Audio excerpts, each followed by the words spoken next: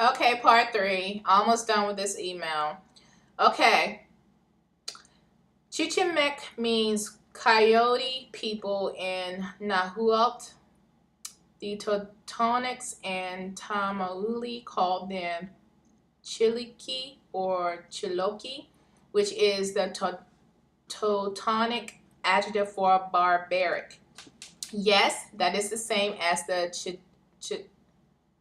Chiliqui or Chiloqui mentioned by the De Soto Chronicles. Eventually, some of the Chichimecs moved to the southeast. In a 1718 French map, they had moved to southeast Georgia, east of the Ocefanoke Swamp. In John Mitchell's famous 1755 map, they were living near the confluence of the Flint and Chattahoochee rivers in southwest Georgia. By then, they were members of the Creek Confederacy. Apparently, some of the Tamulte didn't take the midnight train to Georgia and joined their cousins in the present-day southern United States. Instead, they went back to their Chantol Maya homeland. Over time, their language evolved back to its ancestral Chomaya form, while Tamate, who went to the southeast, absorbed Muskogean grammar and vocabulary, but still spoke many Maya and Teutonic words. And all began at Teotihuacan. The word Etowah, as in Etwa Mounds, is Muskogee for big town.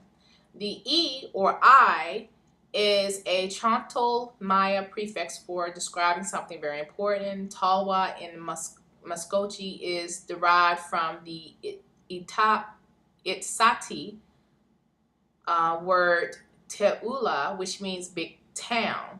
A regional administrative center with one mound was a Tilula in Hitchiti, which English and Cherokee speakers interpreted as Tallulah, as in Tallulah Jorge. Or, yeah, I think that's Jorge.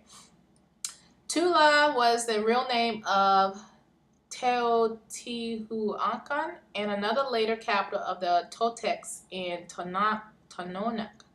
It became Tolan in Nahuatl. That's Nahuatl. Mexican anthropologists now think that the Toltecs were not Nahuatl speakers.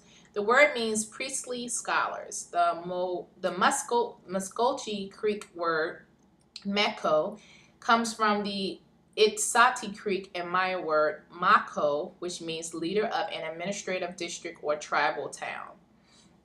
The official title of the principal chief of the Muskogee Creek Nation is Etalawaimeko. Thus, his or her title can be traced to the real name of Teotihuacan, combined with the Chontal Maya prefix for big and the Chontal Maya word for king. So the principal chief of the Muskogee Creek people can, with full confidence, call himself the big king of Teotihuacan, the place of the gods. However, his Creek wife might call him a big lazy bum if he doesn't take out the trash every morning. Okay, ha ha ha. So anyway, I chopped that up. I felt like I was in second grade reading that email. But the point that I'm trying to make is I'm learning. So bear with me. And also, there is a connection with Southeast United States of America to region south of the border. So this is amazing. This is amazing because I'm like, okay, the next best thing is Purepecha people, according to DNA Tribes database.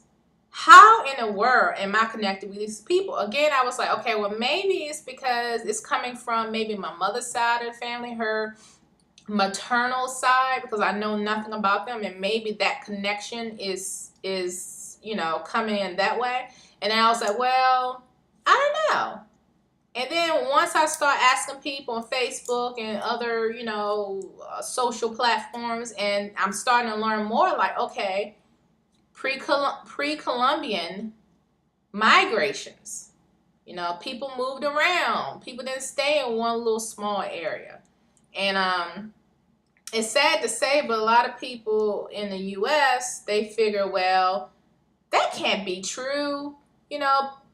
This particular tribe or this particular group of people, they stayed in this area, so they're known for being in this area. Really? Come on now. People move around. They move with the game or whatever they're doing.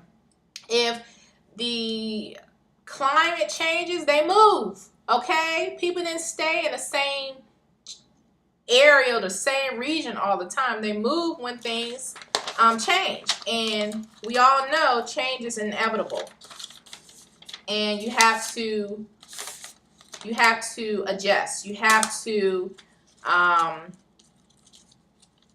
you have to adjust. Only the strong survive. You know that cliche saying.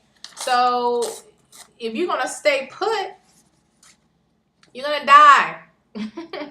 No, we're all gonna die anyway, but the point is, people had to move.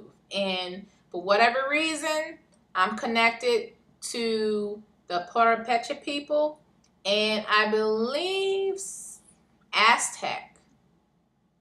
But that was like right underneath the Purepecha people connection in Mexico.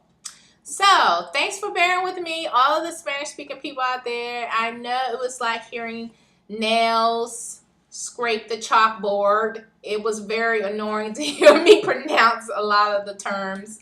But again, I felt nothing but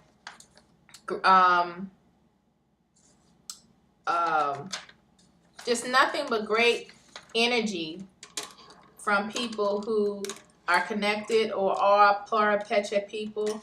Again, I am new. I'm learning. Forgive me. I just want to continue to connect with more people.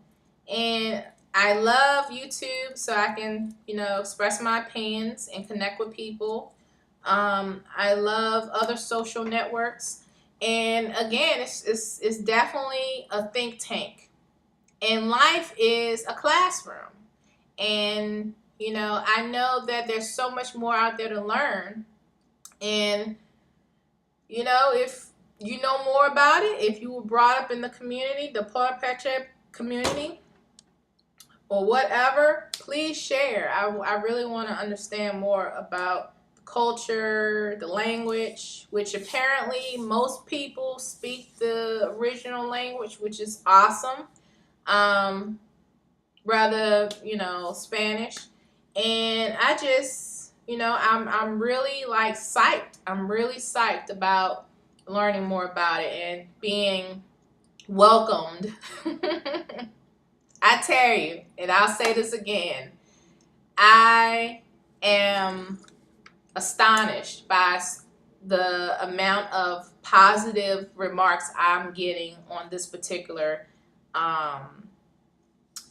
topic. And if I talk about anything else besides,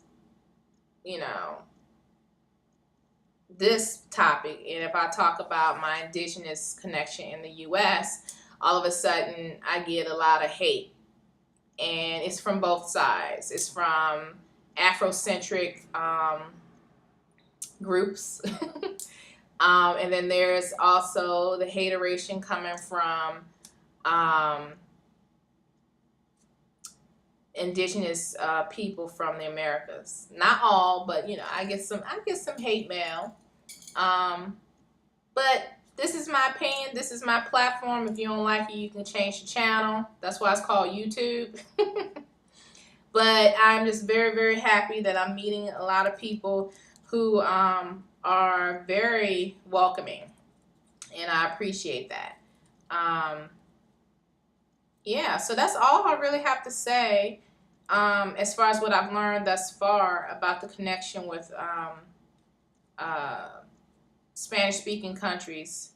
south of the border of the U.S. and how it all connects to Southeast USA, the indigenous populations.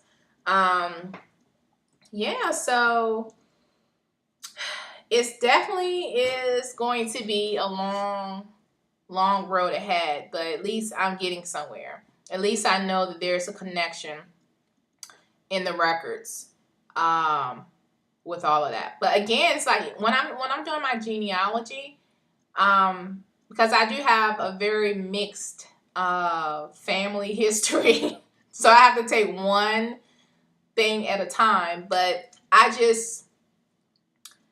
it's very weird to look at your records going back and people start to disappear. And then you see them again 20 years later in the records. It's very weird.